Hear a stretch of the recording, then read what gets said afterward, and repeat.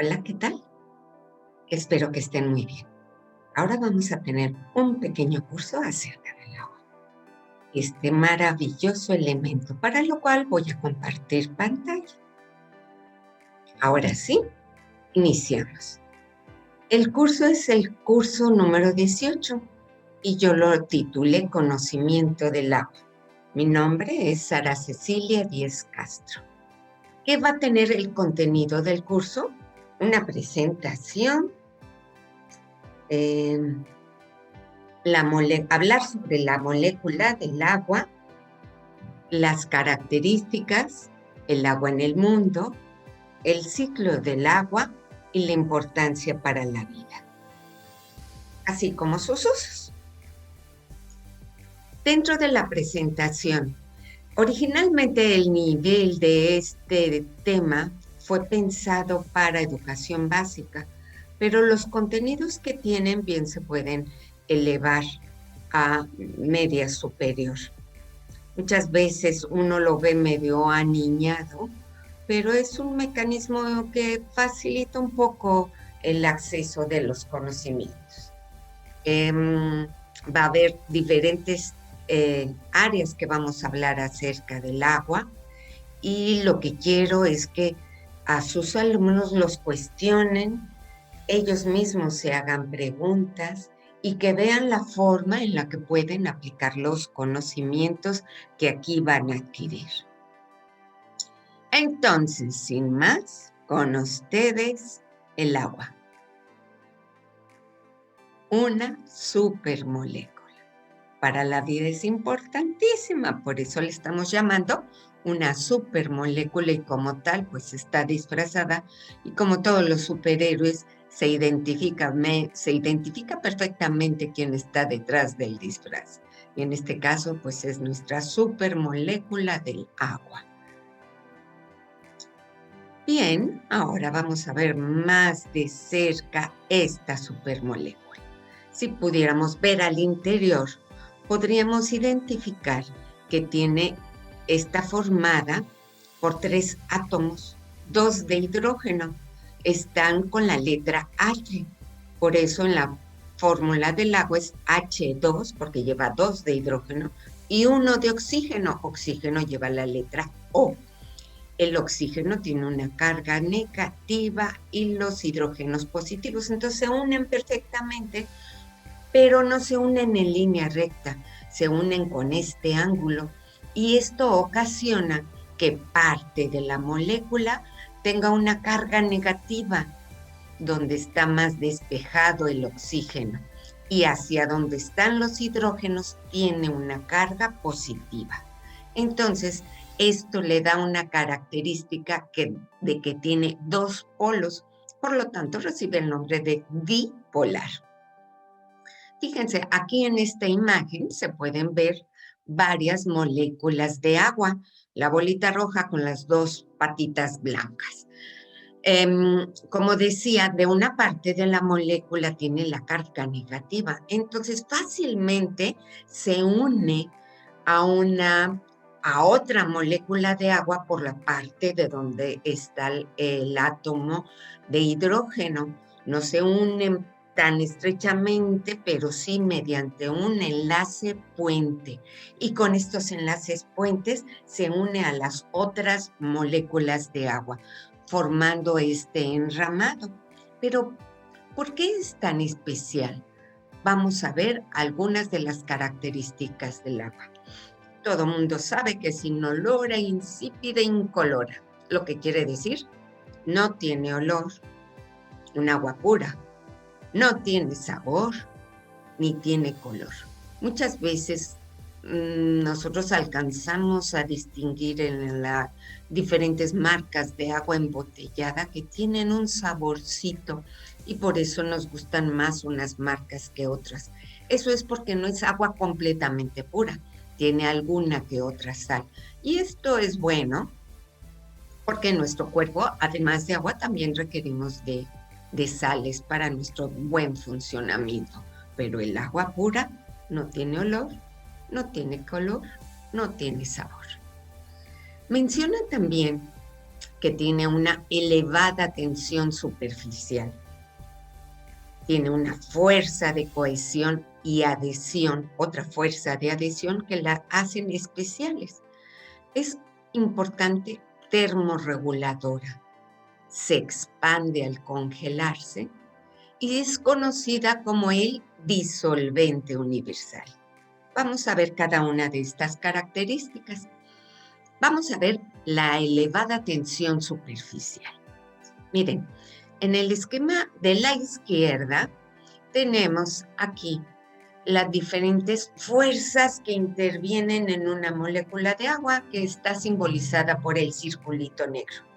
Es atraída y enganchada por las moléculas que se encuentran a los lados, hacia abajo, a todos lados. Y entonces provoca que la superficie se disminuya, que tiendan a formarse gotitas, círculos. Es la mejor forma en la que se puede encontrar el agua. Es la forma en la que debe de encontrarse, porque es en la forma donde se aplican todas las fuerzas de unión. Pero ¿qué pasa cuando estamos en el agua de un recipiente? El agua que tiene un vaso, el agua que tiene la alberca, el agua que tiene el mar.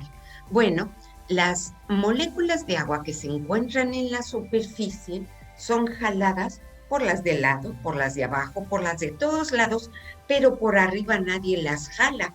Entonces tienden a unirse con las de abajo, creando esta como capa superior que le da una tensión superficial. Nosotros podemos ver en esta imagen cómo algunos insectos pueden caminar encima del agua. No sé si les ha tocado verlos. Es muy interesante cómo logran flotar. Por ejemplo, este que tiene estas patas tan finitas, bien podría sumergirse, pero no las tiene de pico, las tiene horizontal y aprovecha la tensión superficial. Y no nada más por ser muy ligerito. Tenemos hasta reptiles. Hay uno que se llama el lagarto Cristo, algo así, porque se ve cómo corre en el agua. Hay videos cómo corre en el agua, en la superficie del agua. Y por ejemplo, en esta imagen después de una lluvia, se ven las gotas de lluvia. ¿Ven? En nuestra caricatura de la supermolécula le ponemos forma de lagrimita, porque a la hora de caer la lluvia va teniendo resistencia la molécula de agua al caer. Y no es una molécula, son varias moléculas que forman la gotita. Y entonces el aire hace que las partes laterales se vayan alargando y forme la forma de lágrima. Pero aquí vemos cómo es la forma de las gotas de agua, circular. Y podemos realizar un experimento para comprobar la tensión superficial del agua. Una moneda bien limpiecita, la lavan bien con agua y jabón y pueden tener agua con un gotero. Secan bien su moneda, la ponen en una superficie en alto que puedan ver y le van depositando gotas poco a poco. Van a ver que las gotas se van acumulando y en vez de ser plano y luego derramarse, gracias a las fuerzas de cohesión y de esta tensión superficial, el agua va siendo como una cúspide y ustedes le pueden seguir gota a gota a gota. Pueden hacer esto con varias personas que vayan poniendo gotas a ver cuántas gotas de cada moneda soporta antes de que se derrame. Y vean cómo cuando se sobrepasa la cantidad de agua y que se derrama, no se derrama solamente la última, una gota, que era la que excedió. Se jala a las compañeras de al lado y se derrama gran cantidad del agua. Y esto va en relación a la siguiente parte, que son las fuerzas de cohesión y fuerzas de adición. Estas fuerzas de cohesión son las que jalan una molécula con la otra y le dan la forma singular. circular. em, es las que veíamos en la imagen anterior con las flechitas, pero también hay fuerza de adhesión a diferente sustancia, a diferente sustrato. En esta imagen de abajo tenemos cómo la fuerza de adhesión con la superficie es diferente en el agua, en la madera y en el vidrio de abajo. Si se fijan, en la madera está más extendida, tiene menos fuerza de adhesión, y en el vidrio tiene más, eh, al revés, más fuerza de adhesión en la madera. Por eso se extiende más, porque se adhiere más. Y en el vidrio tiene menor fuerza de adhesión. La fuerza de cohesión es la que jala y se ve bombachita y esas gotas de agua. Y en comparación tenemos el mercurio. El mercurio, no sé si les ha tocado jugar con él. Es padrísimo porque se te escapa entre los dedos, pero es peligroso porque es precursor de cáncer. Por eso ya no es tan accesible. Pero aquí podemos ver la comparación con el mercurio sobre la madera. El mercurio, pues, ¿cuál es su fuerza de adhesión? Mínima. Y en el caso del vidrio, la fuerza de adhesión es aún menor y se forman estas pelotitas de mercurio que fácilmente se unen una a otra. Y ahora nos seguimos con estas fuerzas de adhesión y de cohesión. Está el fenómeno de capilaridad. Aquí vemos la imagen de un recipiente con agua y como tenemos un tubo como estilo popote. Se forma un menisco, una curvatura, pero ¿por qué el líquido no llega al nivel en donde está el agua? Porque la fuerza de adhesión del agua hace que se pegue a las paredes del popote y se vaya subiendo un poco de él. Si el popote es angostito, se sube mucho más alto y la fuerza de cohesión hace que se jale a las moléculas de abajo y se vayan subiendo las moléculas. Entonces se puede subir. No sé si les ha tocado ver los tubos capilares, esos que son delgaditos y cuando te pinchan en el dedo y te toman la muestra de sangre, colocan el tubito en la gota de sangre y rápidamente asciende por el capilar y se guarda en ese capilar la gotita de sangre. ¿Cómo se subió? Sin ninguna fuerza de succión más que la adhesión y la de cohesión. Bueno, esto es lo que funciona con la capilaridad. Porque la capilaridad les suena. Pues, por ejemplo, este fenómeno es el que utilizan las plantas para alimentarse. Las plantas para su crecimiento, si nosotros tenemos una plantita chiquita en la tierra, para crecer grande, ¿de dónde va a tener los elementos para formar los nuevos tejidos de las plantas? Pues los adquiere de la tierra. Cada planta, con la información que trae en sus células, van a ir obteniendo del suelo los elementos que les son necesarios para construir sus tejidos. Pero estos elementos necesitan estar disueltos. Por eso las plantas se riegan, para que al disolverse los diferentes compuestos que se encuentran en el suelo puedan subir junto con el agua por capilaridad, por las vellosidades de las raíces y puedan ascender y nutrir a lo largo de toda la planta. Ahí se usa la capilaridad, ahí se ve el fenómeno de capilaridad. ¿En qué otro fenómeno? ¿En qué otro ejemplo? Si cogemos una galleta y la remojamos en el chocolatito caliente, la toca la galleta solamente un poco del chocolate y al ratito se sube el agua hacia parte más arriba de la galleta. Esto es que toman de camino los poros de la galleta o de los tejidos. Por ejemplo, si nosotros colocamos un trapo que toque el agua que hay en una cubeta y la otro extremo del trapo está colgando hacia afuera, a lo largo del tiempo vamos a encontrar que se va a ir vaciando la cubeta, porque por capilaridad va a ir subiendo el agua de la cubeta por todo el trapo, por todos los orificios del tejido y van a caer hacia abajo. Ahora, ustedes en donde también pueden observar el fenómeno de capilaridad. Platíquenos, pregúntense, vean, analicen. En todas las diapositivas estoy poniendo la dirección de las páginas de donde he sacado información y las imágenes para que las puedan consultar. Bien, decíamos otra característica del agua que tiene un importante papel por ser termorreguladora. ¿Por qué es termorreguladora? Porque el agua tiene un alto calor específico, es decir, que requiere mucha energía para aumentar su temperatura. El calor, la temperatura, es una medida de la velocidad de las moléculas. Cuando tenemos un sólido, las moléculas están unidas más estrechamente.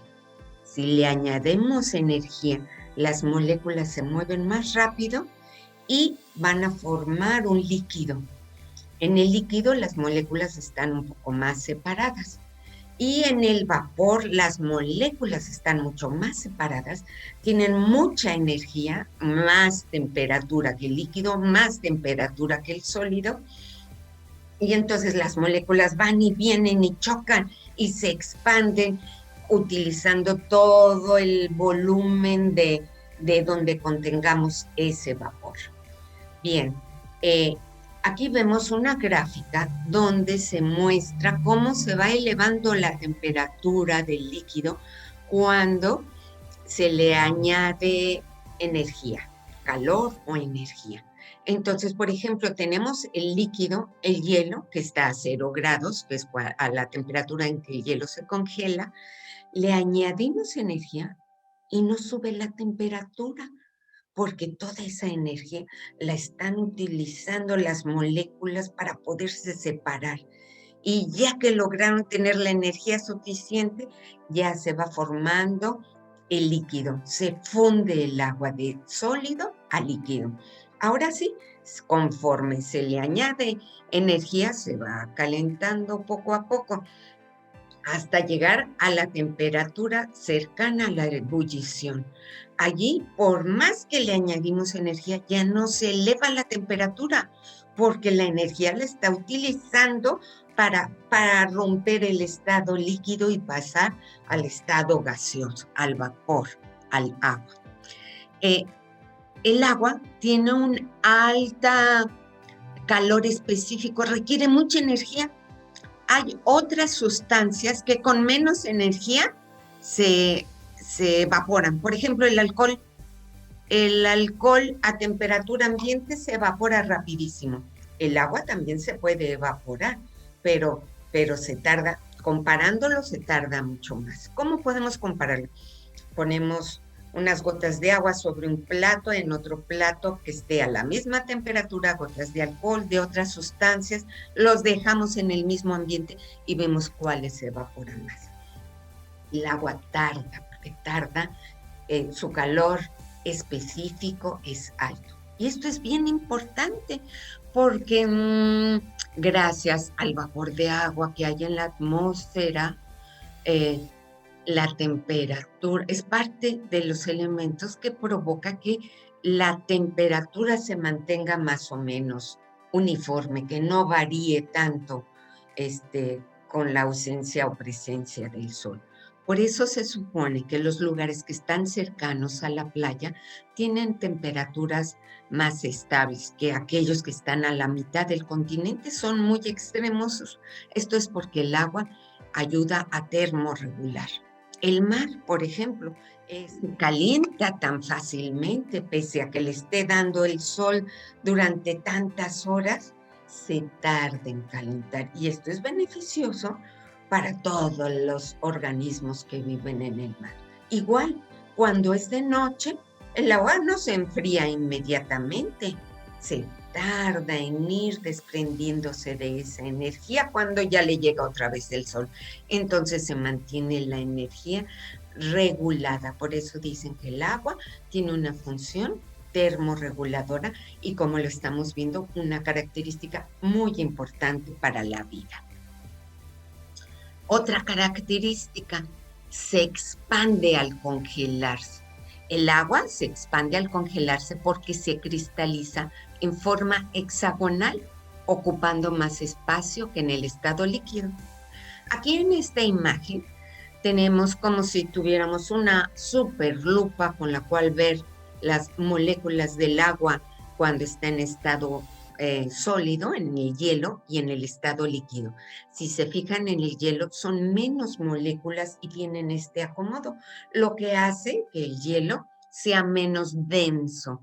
Denso quiere decir que tiene menos molécula por volumen.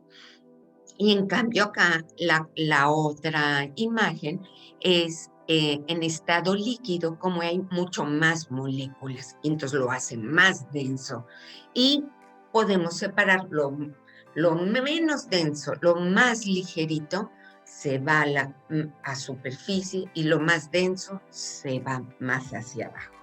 Entonces aquí tenemos, por ejemplo, el ejemplo del iceberg. El iceberg pensaríamos que es pesadísimo, probablemente, pero la misma cantidad de moléculas de agua está más pesada. No, ocupa menos espacio el iceberg. Por eso está en la parte de arriba. Esto es importante porque en todos los lugares tan fríos de los polos tienen la capa de hielo, y sin embargo el agua adentro está más calientita, puede estar a 4 grados, no está congelada, y la temperatura es más ligera, menos fría. Y esto permite que haya vida, claro, de organismos que aguantan temperaturas del agua fría, pero no congelada, si no se detendría todo, ¿no? Todos estarían como en cubito de hielo, y eso no ocurre. El hielo de la superficie funciona como aislante del frío hacia el interior del mar. Continuamos. El agua es conocida como el disolvente universal. Bueno, aquí se exageró un poco porque no es universal, pero sí es de los que puede disolver mucho más cosas. ¿Por qué es esto? Aquí en este ejemplo tenemos agua y tenemos una molécula de una sustancia que vamos a disolver. Podría ser cloruro de sodio. Es la sal.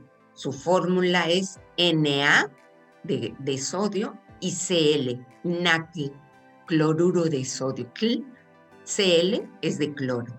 El cloro es negativo y el sodio es positivo. Cuando la molécula de sal entra en el agua, acuérdense que el agua es dipolar.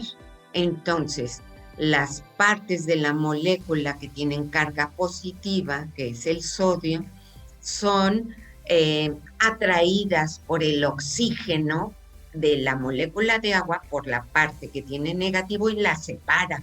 Y las negativas por la parte donde están los átomos de hidrógeno. Entonces, de esta forma, aquí podemos ver cómo las moléculas de agua van separando a las moléculas de sales, disolviéndolas en el líquido. Y esta característica es la que le ayuda a ser el solvente universal. Yo me puse a hacer un experimentito y entonces puse alcohol, aceite y agua. Y pequeños recipientes para poner una pequeña cantidad de cada uno de los líquidos. Le puse un poquito de café soluble, sin revolverle. Y vean lo que le pasó en el alcohol, lo que le pasa en el aceite y lo que le pasa en el agua. En agua se disuelve mucho más. Habrá que hacer los experimentos con otras cosas, a ver qué más podemos ver. La diferencia de, de que el agua, demostrar que el agua es el solvente universal. Bien, ahora vamos a hablar del agua en el mundo. El agua, como ya dije, es un supermolécula.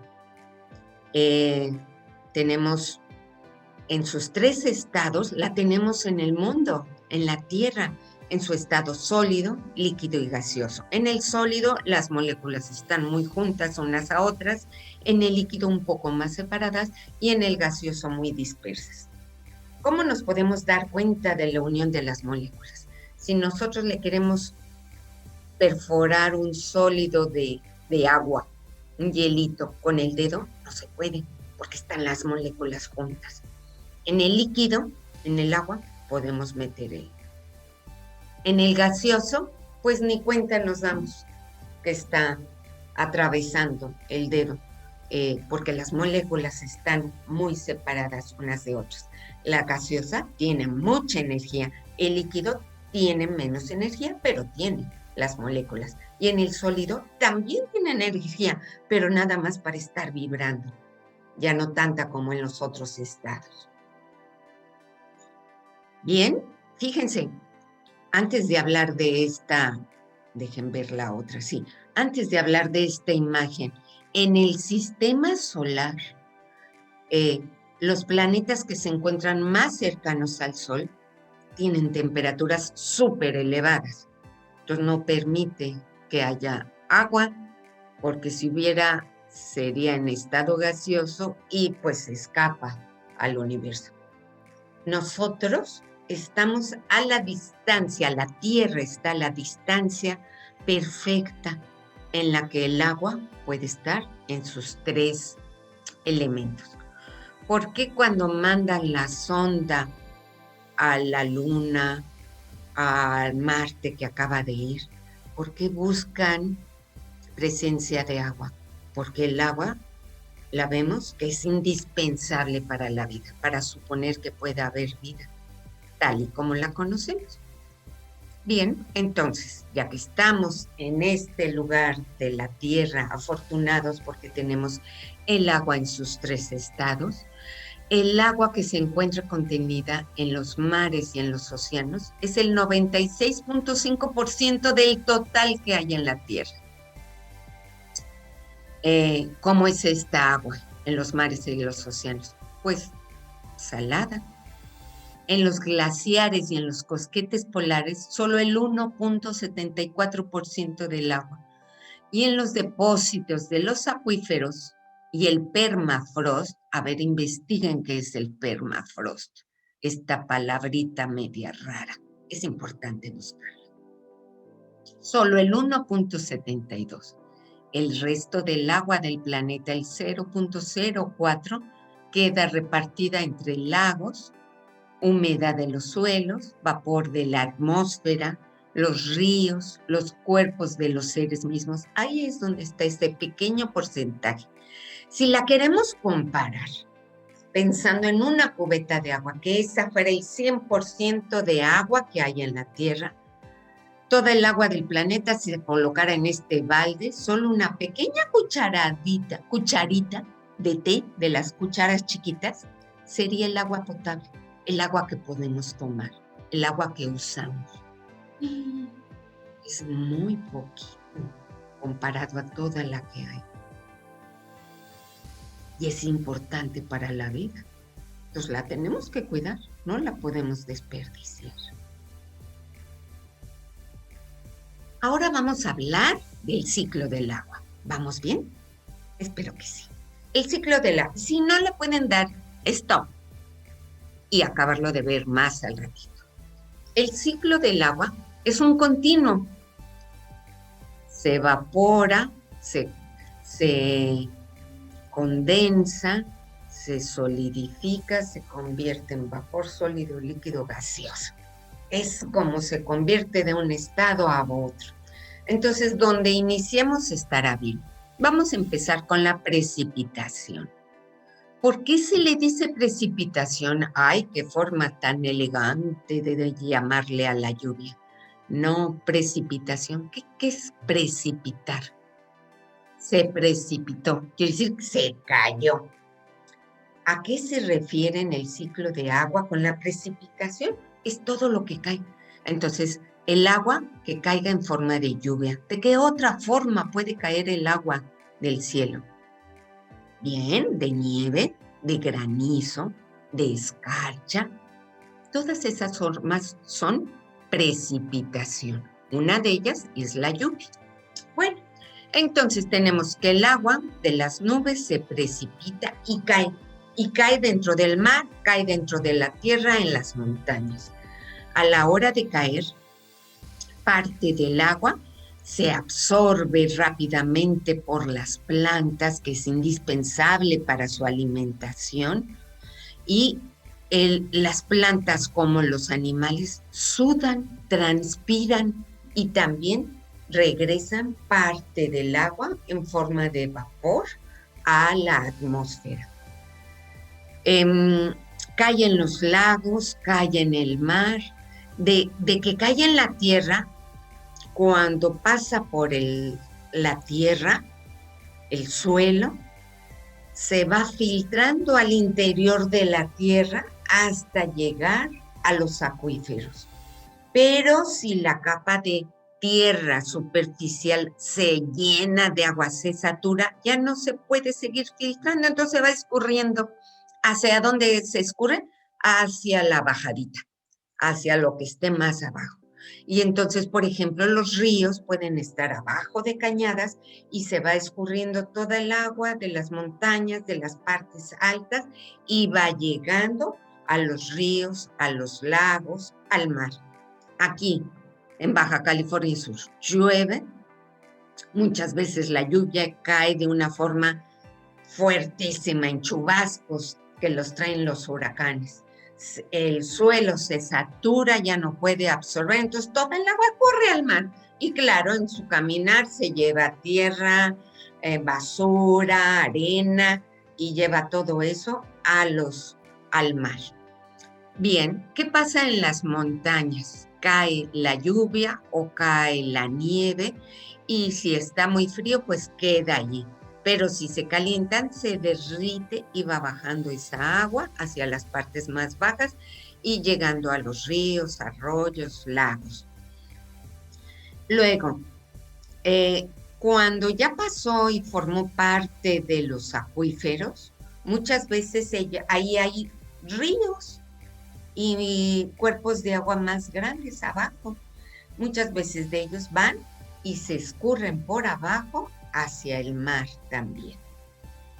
Entonces, los seres vivos, al respirar, decía, también lanzamos vapor de agua, en lo que se conoce como evapotranspiración. Se transpira y se evapora.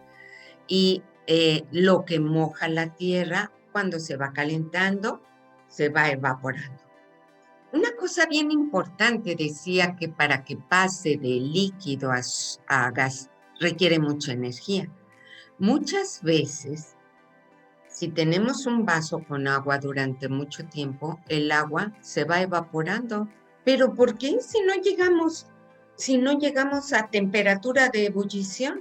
Se va evaporando porque las moléculas tienen energía y algunas veces chocan y son lanzadas hacia afuera y se van evaporando y se van evaporando.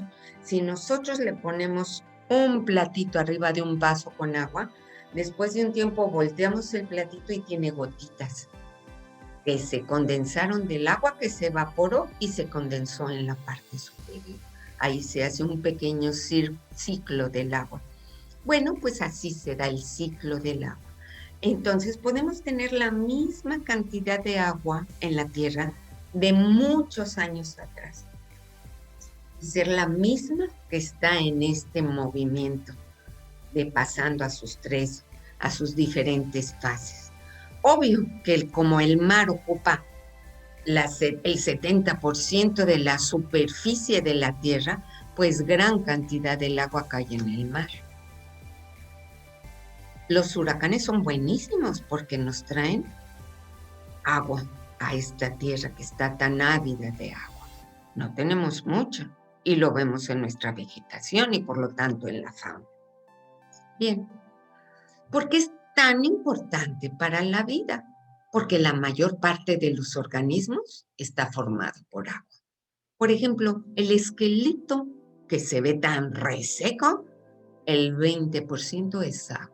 En el cerebro, 80% de agua. Entonces, esa es una de las razones por la cual tenemos que estar hidratándonos, tomando agua. Y qué mejor que sea agua pura.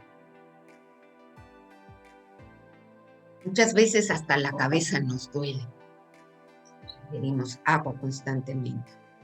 La medusa, esta medusa tan hermosa, el 95% de su cuerpo es agua. O sea, casi agua.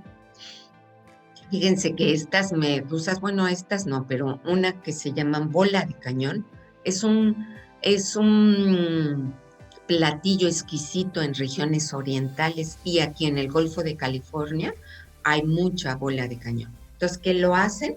La ponen a secar y quedan delgaditas como hojitas y así las mandan y las importan, las exportan a los países orientales.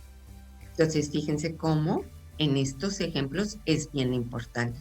Del cuerpo del ser humano, fíjense, en este perfil de un hombre, de una mujer, el 65% de nuestro cuerpo es agua. Claro, no agua tal cual, sino va mezclada, va en nuestros tejidos, formando parte de las células, formando parte de la sangre, pero es agua lo que tenemos. Y en esta caricatura podemos ver diferentes cosas como su proporción de agua, que es la que está coloreada con azul. Vemos aquí, por ejemplo, la cachucha de este niño. Ahí no tiene azul porque esa no tiene agua. Se llevó mucha agua en su fabricación. Pero tenemos al perrito, a la rana, al árbol, al pez, como gran parte de su contenido es agua. Ahora vamos a ver cuáles son los usos que le damos al agua. Obviamente, para tomar, importantísimo. ¿Pero qué otro uso le das? Para cocinar, para bañarte. Piensa, ¿para qué más? Y te va a salir una lista enorme. Y nosotros podemos ver cuando llega un huracán y que nos cortan el agua. ¡Oh, qué cosa tan tremenda!, ¿verdad? Ahí es donde valoras lo que tienes. Y que sin ella no puedes hacer muchísimas cosas, muchísimas cosas. Hay regiones en donde la gente tiene que ir a abastecerse con una cubeta de su agua, caminando grandes distancias. ¿Ustedes se imaginan que ellos van a desperdiciar el agua? No, ¿verdad? Con tanta energía que le dedican a traerla.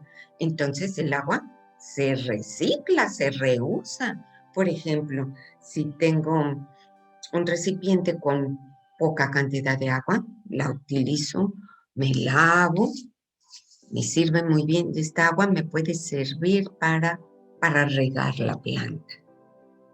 Y en fin, podemos darle mucho más usos, aunque sepamos que si abrimos la llave va a salir mucha agua.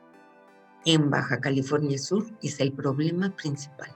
Tenemos que cuidarla muchísimo. Entonces aprendamos a reutilizarla. ¿Es porque es tan importante el agua para la vida? Muy bien, con esto damos por terminado el curso. Hay que interactuar, hay que preguntar a sus alumnos acerca y que den ejemplos de todo. El primer ejercicio, acerca de tensión superficial. Vas a hacer el experimento de la moneda con el agua y le vas a ir poniendo. Yo le puse colorante al líquido para observar mejor, porque con eso de que el agua es incolora, le puedes poner si quieres o no, pero puedes hacer eso y observar qué pasa poco a poco, cómo se va formando la burbujita esta. Y cómo cuando se sobrepasa no se cae una sola. ¿Por qué? Por la fuerza de cohesión. Número 2. En esta foto quiero que salga tu cara, porque si no, ¿cómo saber qué le hiciste? ¿Sale? 2.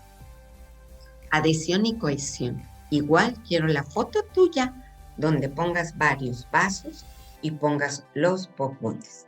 Si tuvieras popotes de diferente grosor, sería excelente para comparar si es cierto que en el más angosto el agua sube más.